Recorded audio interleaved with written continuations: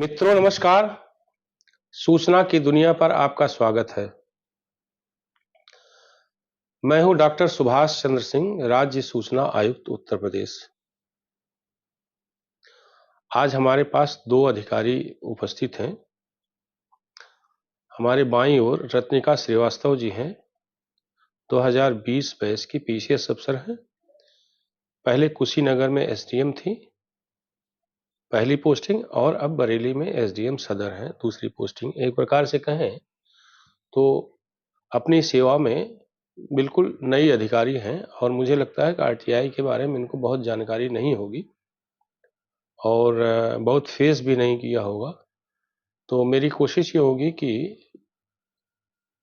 मैं कुछ इस तरह से सूचना की दुनिया पर आरटीआई के बारे में जानकारी दूं ताकि इनका थोड़ा प्रशिक्षण भी हो सके।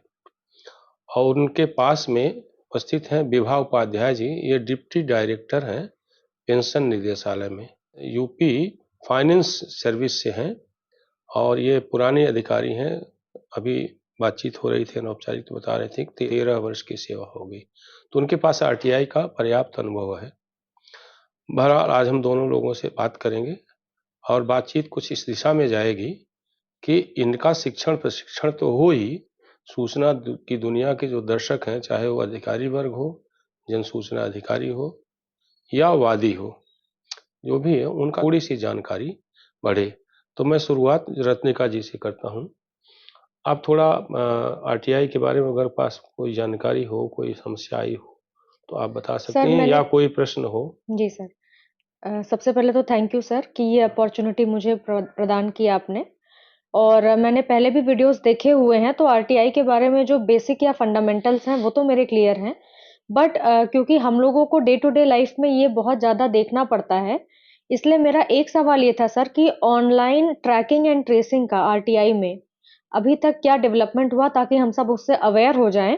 तो जैसे ये जो पनिशमेंट्स होती हैं, अर्थदंड होते हैं, या इस तरह की गलतियां जो छोटी छोटी हो जाती हैं लैक ऑफ ट्रैकिंग की वजह से, वो अगर हम उसमें सुधार ला पाए, तो अगर ऐसा कोई सिस्टम हो उसके बारे में मैं जानना चाहूंगी सर। देखिए, जब ऑनलाइन की आप बात कर रहे हैं तो अभी ये बहुत प्रसन्नता की बात है कि हमारे आयोग में ऑनलाइन सुनवाई का जो है वो सिस्टम डेवलप हो रहा है। अभी माननीय मुख्यमंत्री जी आए हुए थे तो उन्होंने उसका उद्घाटन भी किया, और ये अभी डेवलपिंग पोजीशन में है, डेवलपिंग स्थिति में है।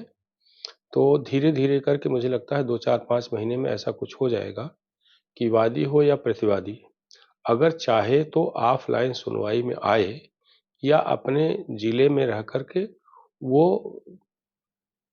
ऑनलाइन सुनवाई में भाग ले सकता है, सूचना भेज सकता है, सूचना दे सकता है।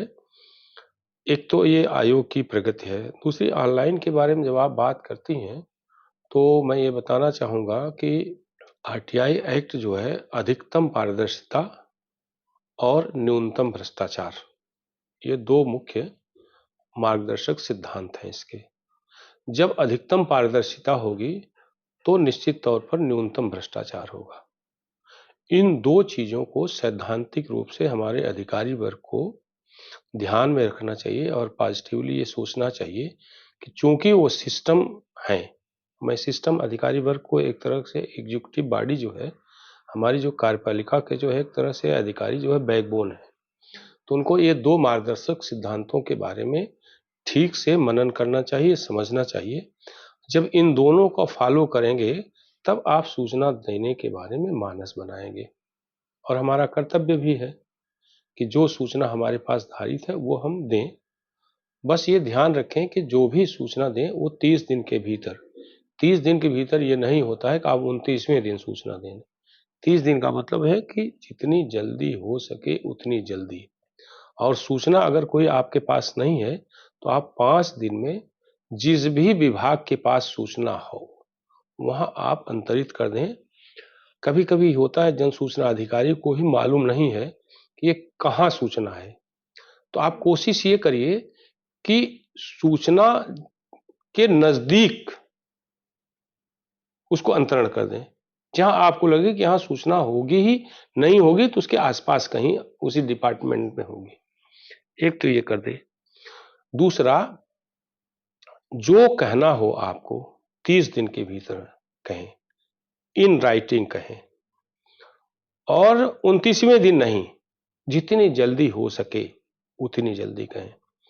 तीसरा, जब आप कभी-कभी ये कहती हैं कि ऑनलाइन सूचना पड़ी हुई है, आप वहां से ले लीजिए।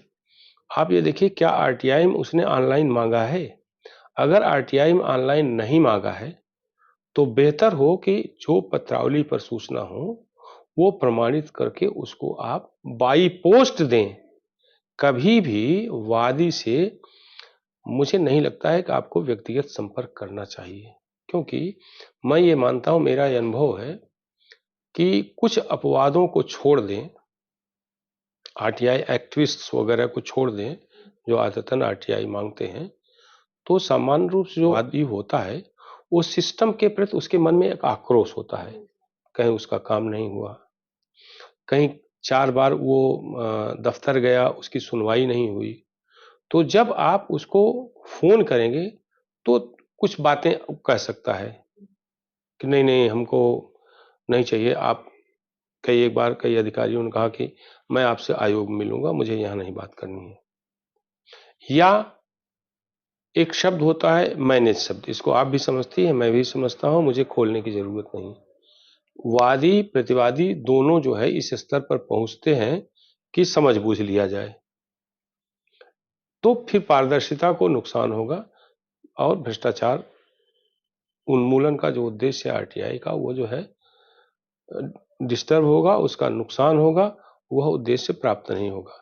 इसलिए जो सूचना मांगी जाए बाई पोस्ट, जो सूचना आपके पास है बाई पोस्ट, उसको बाई रजिस्ट्री या स्पीड पोस्ट से आप उसको भेजिए। और जो कुछ मैं दोहरा रहा हूं, जो कुछ कहना हो आपको, आप बाई पोस्ट उसको कहिए कि आपकी सूचना विस्तृत है, इतना शुल्क लगेगा, इस खाते में आप जमा कर दीजिए। या सूचना थर्ड पार्टी की है तो थर्ड पार्टी से मैं पत्र लिख रहा हूं, पत्र की एक कॉपी उसको भेज दीजिए। सूचना जो है गोपनीय है, सूचना दिए नहीं है। जो कुछ भी आपको कहना हो, आरटीआई मिलने के तुरंत बाद जितनी जल्दी हो सके उसको आप दीजिए। तो जैसे आपने दंड की बात की, तो हमारा एक अनुभव है और एक बार कई अफसरों ने कहा कि उनको जो है सूचना नहीं मिल पाती कि तारीख लगी है, यहां से रजिस्ट्री जाती भी है। तो पहले तो ये मैं बता दूं कि अगर आरटीआई वहां लग गई तो आपकी जानकारी में वो होनी ही चाहिए। अगर नहीं हो रही है तो आपके सिस्टम का फेल्योर है, और आपके सिस्टम का फेल्योर का मतलब जन सूचना अधिकारी का फेल्योर है। फिर ये बहाना नहीं चलेगा कि हमारे बाबू ने हमारी जानकारी नहीं, क्योंकि बाबू आपके अंडर में काम करता है। इसलिए मैं कहता हूं कि जो भी जन सूचना अधिकारी है वह अपने संबंधित स्टाफ को, जो आरटीआई देखते हैं, वो पटल सहायक हो सकते हैं, सहायक जन सूचना अधिकारी हो सकते हैं, या सूचना बनाने वाले जो है बाबू हो सकते हैं, उनको बिल्कुल चुस्त रखें ताकि जैसे ही कोई आरटीआई है कम से कम आपकी जानकारी में आ जाए।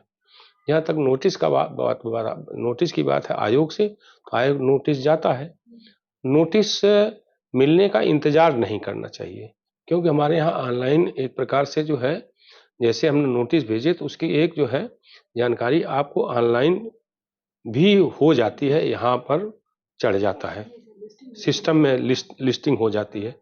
तो बाबू को ये भी ध्यान रखना चाहिए कि आयोग की वेबसाइट को देख ले और इस हिसाब से भी वो पता करता रहे। बाकी नोटिस नहीं मिलता है तो हमारे यहाँ से कोई पहली तारीख पर दंड नहीं लगता है। पहली तारीख पर नहीं आए, मान लिया दूसरी तारीख पर आइए, तीसरी तारीख पर आइए। जहाँ तक मेरा मामला है, हम 3 तारीख से ज़्यादा जो है तारीखें लगाते नहीं, क्योंकि मेरा ये मानना है कि आरटीआई जो है सामान्य बात है, 30 दिन का समय है तो आपको देना चाहिए।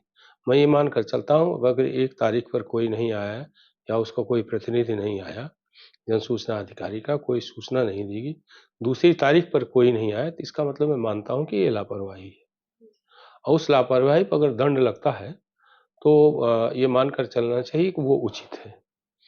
और मुझे लगता है कि इतने से चीज़ें स्पष्ट हो गई हों। अगर कोई और सवाल हो तो आप कर सकती हैं। आप इस YouTube चैनल को लाइक करिए, सब्सक्राइब करिए, कमेंट करिए और शेयर ज़रूर करिए।